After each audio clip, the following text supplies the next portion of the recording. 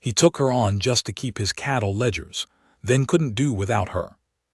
The pen was wrong. Not the ink, not the column. The pen itself, the nib was split, had been since November, and every number I wrote with it came out doubled, each digit trailing a ghost of itself across the page. I'd been writing with a split nib for 4 months and hadn't noticed until I tried to hand those books to Raymond Hollies at the county assessor's office, and he squinted at the first page and said, "Real quiet, Frank, these figures are unreadable." I'd been running cattle on the Broken Horn for going on 31 years by then. Knew every acre, every fence post I'd sunk, every calf I'd pulled in a January storm. But the numbers had never been my thing. My wife Alina kept the books. 2 years she'd been gone and I was still using her pen, her inkwell, her columns. I just kept filling them in. I don't know what I thought I was doing, really. Just keeping the shape of a thing that used to work. Hollies gave me 60 days to produce clean, legible records or he'd have grounds, he said, to question the tax roll I'd been submitting.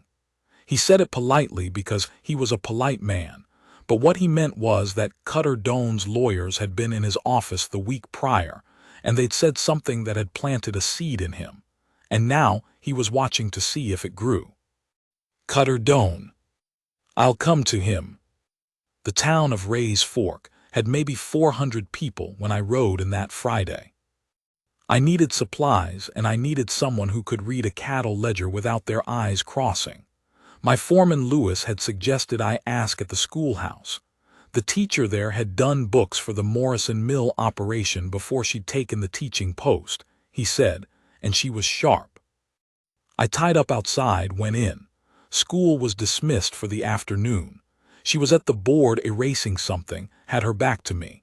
I said I was looking for the teacher, and she said, without turning around, "You found her," and went on erasing.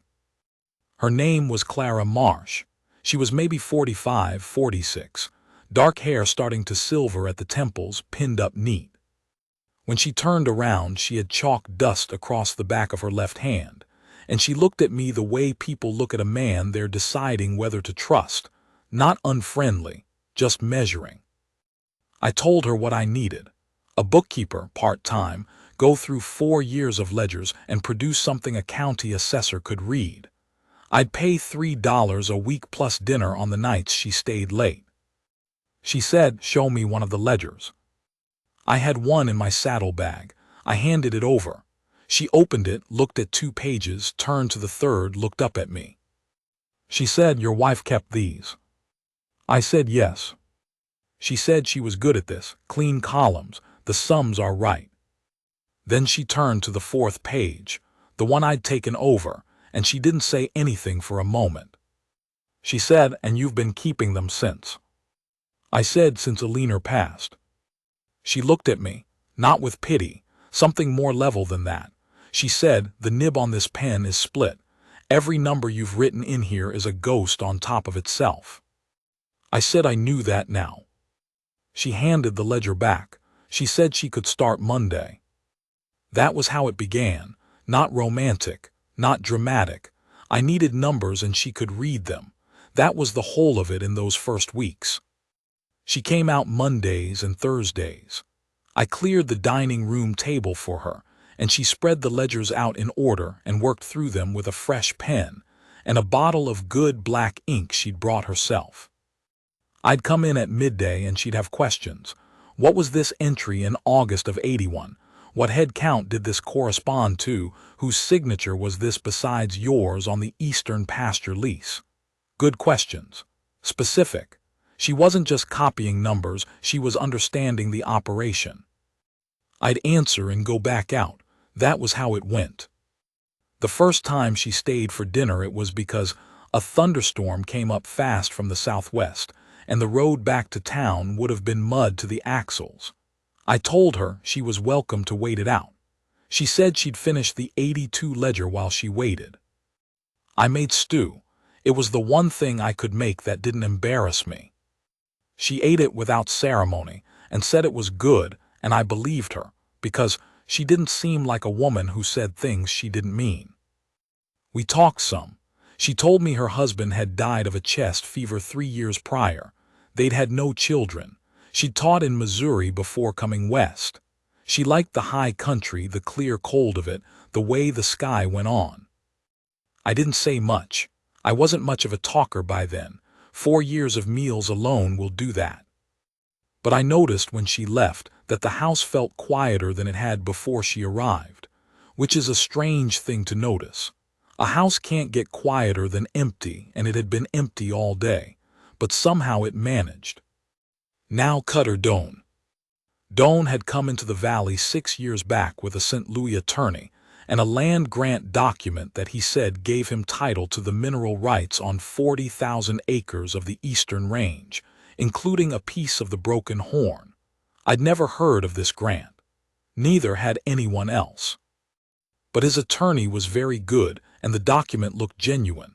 And suddenly, I had a man claiming I owed him a royalty on any cattle I grazed on my own eastern pasture, which was the best winter range I had. The county had tied it up in a dispute for years. While it was tied up, Doan had his men, and he had a lot of them, hard men, the kind you don't get from a hiring post. He had them ride the fence line of the eastern pasture on a regular basis. Not crossing, just riding. Letting me know he was thinking about it. I'd fought it through the county court, lost, appealed, won on a technicality, and now the whole thing was back before a territorial judge who would hear arguments in May. My lawyer, Abe Colton in Ray's Fork, said the key would be the continuity of my tax rolls. If I could show unbroken, clean, documented ownership and grazing rights across every year since my original deed, Doan's grant would fail because a legitimate prior claim trumped his. The records had to be perfect. That was why the ledgers mattered. That was what Holly's visit had been about. Doan's lawyers had told him to look. I told Clara all of this one evening in March, when she asked why I needed the records in such good shape so fast. I told her about Doan, about his men on the fence line, about the May hearing. I told her what I stood to lose. The eastern pasture was a third of my winter range. Without it, I'd have to sell half my herd in fall at bottom dollar prices, and in 2 bad years I'd be done. She listened. She had the 83 ledger open in front of her, her pen in her hand, and she listened to the whole of it without interrupting. When I finished, she was quiet for a moment. Then she said, "I need to see your original deed and every lease renewal since 1867. I said, "Why?" She said, "Because if your ledgers show continuous tax payment and grazing income, and those match the dates on your lease renewals, which should match the dates on your deed assignments, then you don't just have clean records. You have a chain. A chain is harder to break than a record." I looked at her. She said, "I've seen men lose land they had a right to because their records were right but they weren't connected. A judge doesn't want right. He wants clear. Give him a chain." I got the deed box from the office. We sat there until near midnight going through it. She made notes in a hand that was nothing like bookkeeping, more like a lawyer's brief, tight and organized. Every document cross-referenced to a ledger entry and a date. I made coffee. Outside, the wind had come up and the cottonwood by the barn was knocking against the fence. At one point she stopped and held a document under the lamp. She said, "This lease renewal from 1874, it's signed by a Judge Harlan Marsh." I said yes. Harlan Marsh had been the territorial judge at that time. Why? She said, "Harlan Marsh was my husband's uncle." We both sat with that for a moment. She said, "I want to make sure this is in order. His name on this is important, and I want to make sure I've treated it right." That's the kind of person she was. She could have let that go. Most people would have. She called it out herself because the document mattered and so did the name on it, and she wasn't going to have either one handled carelessly. I thought about that afterward when she'd gone, the particular way she took care of things. April. Doan's men had started coming closer. Not onto the pasture, they weren't that bold, not yet, but they'd taken to camping at the dry wash that marked the eastern boundary, 2 or 3 of them at a time. I'd ride out and they'd be sitting around a small fire, not doing anything, just being there. It was a pressure thing, an old trick, meant to make me nervous, make me make a mistake. Lewis said I ought to hire on more hands, and he was probably right, but money was tight with the legal costs, and anyway I'd never liked the idea of answering threat with threat. I'd rather answer it with paperwork. Clara came on a Monday and I told her about the camp at the dry wash. She didn't seem particularly frightened. She asked if they'd crossed the fence. I said no. She said then they're counting on you to blink. Don't blink. I said it's easy to say. She said I know it is. But you've held this land for 31 years. They've been here 6. You know this country, they don't. They're hoping you've forgotten that. I hadn't, but it helped to hear it. She was about halfway through constructing the chain by then. She had a long sheet of paper running the full length of the dining room table, every document linked to the next, dates and amounts and signatures. Looking at it laid out that way, you could see the broken horn as a thing that had been built, year by year, piece by piece, by a man who showed up and kept paying and kept recording, and never once stepped away from what was his. I'd been inside it so long I'd stopped seeing it. She'd been here 6 weeks, and she could see the whole shape of it. One Thursday evening, she was working late and I was at the far end of the table with a cup of coffee, and she looked up from the paper chain and said, "Frank, can I ask you something?" I said yes. She said, "What will you do with the ranch when you're done with it?" It was a question I hadn't let myself think about much. I said I didn't know. No children. My brother was in Ohio and had no interest in the land. I said I supposed I'd sell it eventually, when my bones wouldn't let me ride anymore, and the thought of it sat like a stone. She said that's a long way off, I'd think. I said I hoped so. She went back to her work. But later, when I was doing the dishes, she came and stood in the kitchen doorway and said, "For what it's worth, it ought to stay. The broken horn ought to stay as itself. You can see in these records what it took to make it. That kind of thing shouldn't just get folded into some bigger operation and disappear." I didn't say anything right away. Then I said, "That's what a leaner used to say." She said she was right. I turned back to the dishes. The window above the sink was dark and I could see my own reflection in it, just faintly. I looked older than I remembered looking. Early May, 2 weeks before the hearing. I came in from the south pasture around 4 in the afternoon, and there were 2 horses tied outside that weren't mine. When I went in, Doan was standing in my dining room. He was a big man, Doan. Broad through the shoulders, the kind of build that had once been useful and was now just a habit of space. He wore good clothes. He had 2 of his men with him, standing back near the door. Clara was at the table with the paper chain and the ledgers around her. She hadn't moved. She was sitting very straight and she had her hands flat on the table, and she was looking at Doan with an expression I can only describe as zero.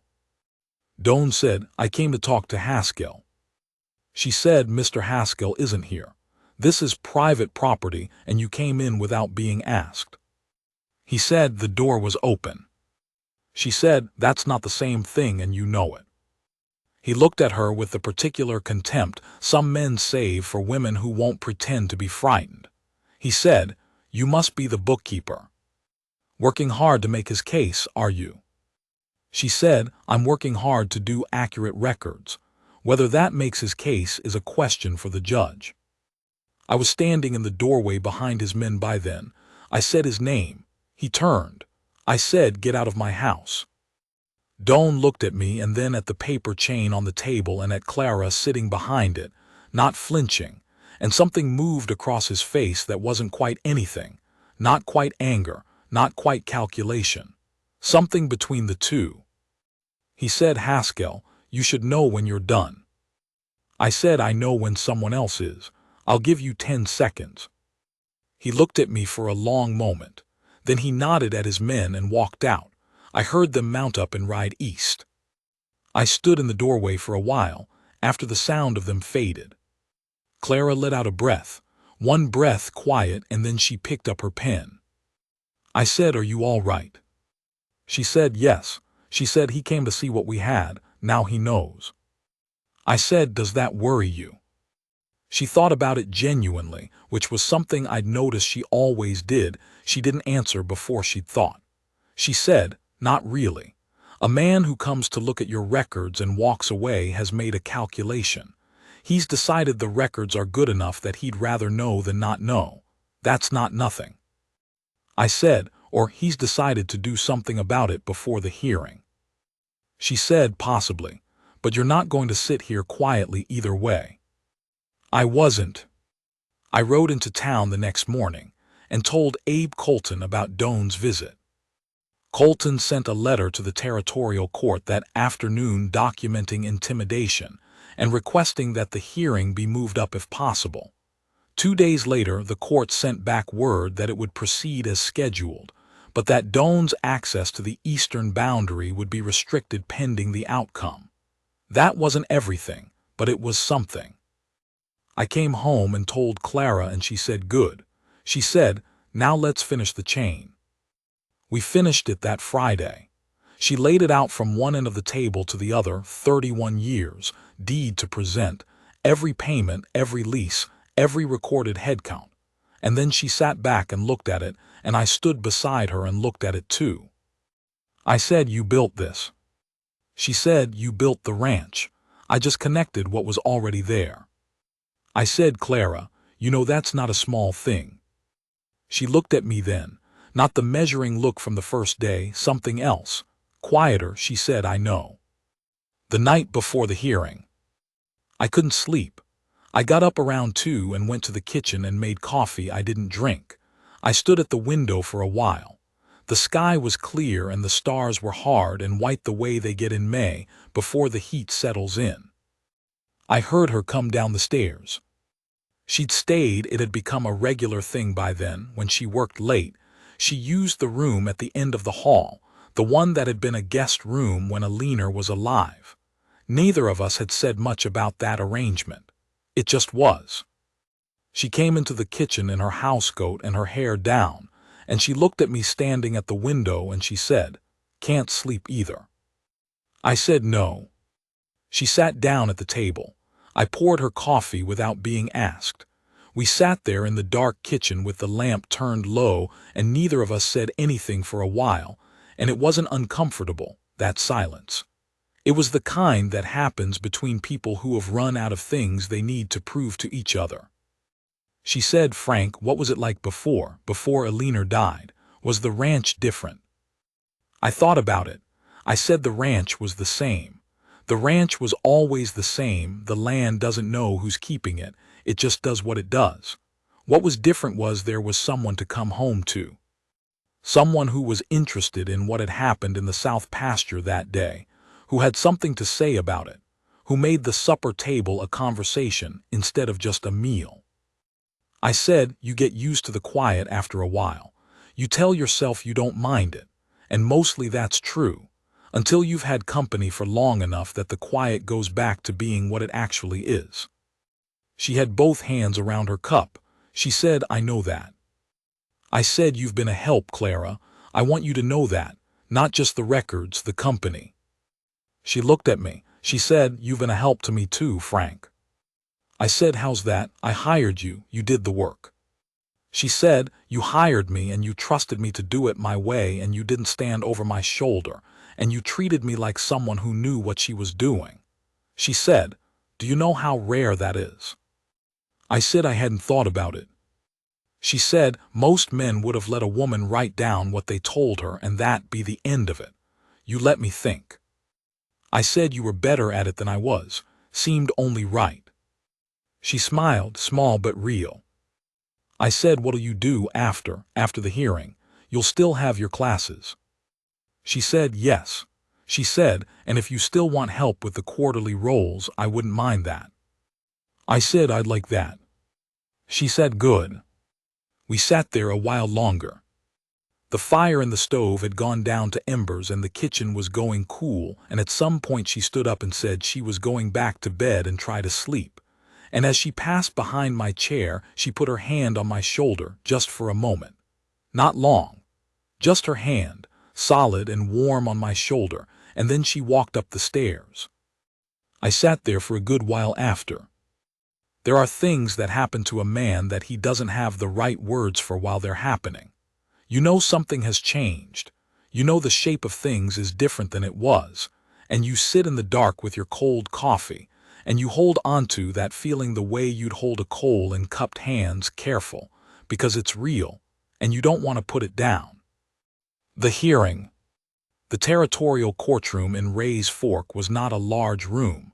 Plain pine benches, a pressed tin ceiling. Judge Alden came in at 9 and looked like he'd rather be fishing, which I took as a good sign.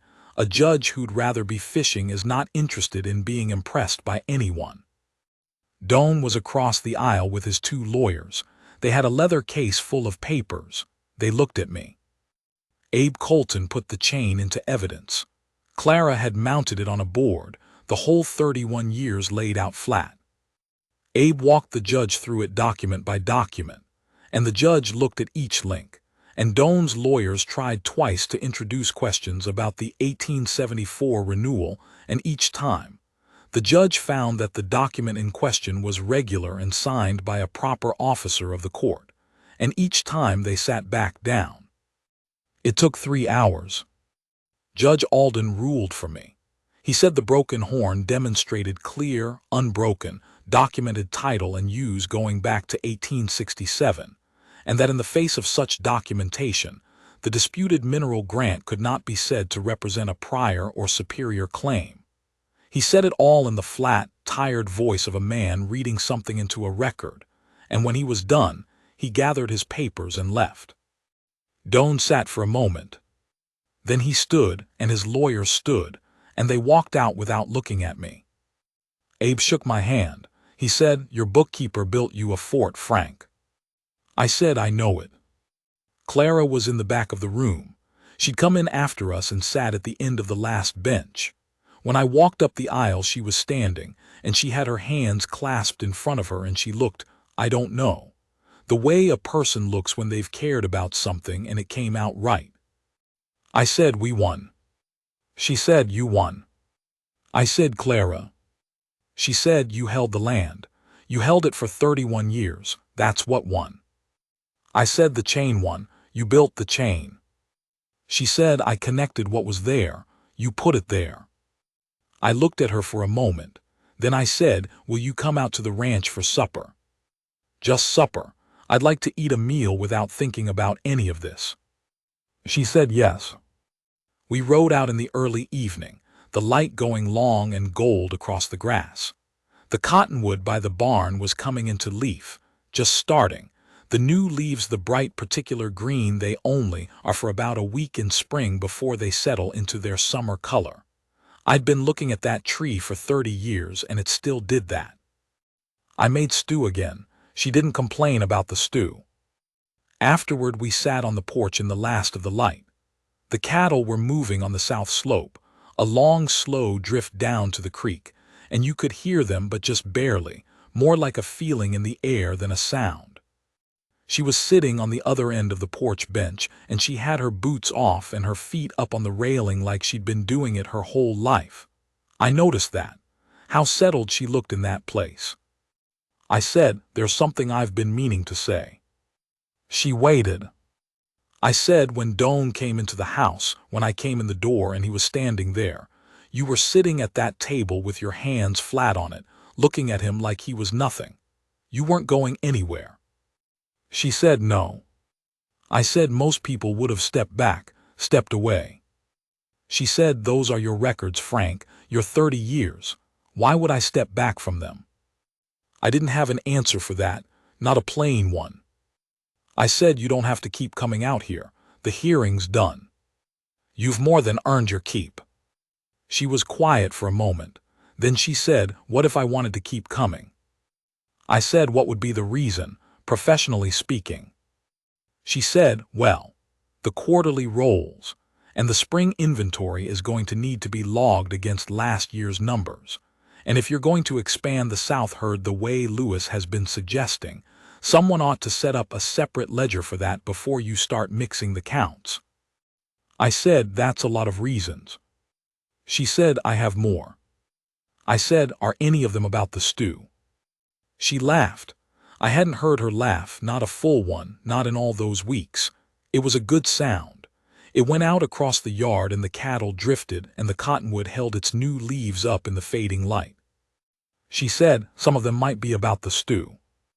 I said, you're welcome at this table as long as you want to be here, Clara. I want to say that plainly.